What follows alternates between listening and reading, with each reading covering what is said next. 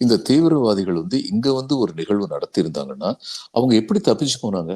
இத்தனை பேர் இருக்கும்போது நம்மகிட்ட சாப்பர் இருக்கு, ஹெலிகாப்டர் இருக்கு, நம்மகிட்ட எந்த விதமான இதுலயும் ரோடு கண்டிஷன்லயும் ரோலராக போற வண்டிகள் இருக்கு. அவங்கள ஏன் பிடிக்க முடியல? முதல் முதல் கேள்வி. இன்னொன்னு இதை விட முக்கியமான கேள்வி, முதல்ல என்ன சொன்னாங்கன்னா இன்டெலிஜென்ஸ் இல்லைன்னு சொன்னாங்க. ஆனா அதுக்கப்புறம் செய்தி வந்தது இன்டெலிஜென்ஸ் காஷன், இந்த மாதிரி தாக்குதல் நடப்பதா வாய்ப்பு இருக்குன்னு சொல்லி இன்டெலிஜென்ஸ் சொன்னாங்க. இப்போ Jammu and Kashmir union territory, அதனுடைய போலீஸ் கம்ப்ளீட்டா home ministry of government of இந்தியாவுக்கு கீழே இருக்கு. அங்க உள்ள சீஃப் மினிஸ்டருக்கு போலீஸ் மேல எந்த அதிகாரம் கிடையாது. அப்போ இந்த இன்டெலிஜென்ஸ் இன்ஃபர்மேஷன் கொடுத்ததுக்கு அப்புறமும் அங்க செக்யூரிட்டி அரேஞ்ச்மெண்ட் பண்ணாம இருந்தா அது முழுக்க முழுக்க நிர்வாகத்துடைய தவறு, ஹோம் மினிஸ்டருடைய தவறு. இப்ப இதை பத்தி இதுவரைக்கும் பேச விட மாட்டேங்கிறாங்க.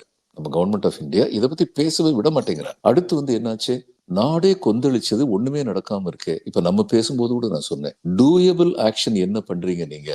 சும்மா தண்ணியை நிப்பாட்டுறீங்க, தண்ணி நிப்பாட்ட முடியாது உங்களால, ஆனா தண்ணியை நிப்பாட்டுறேன்னு சொல்றீங்க.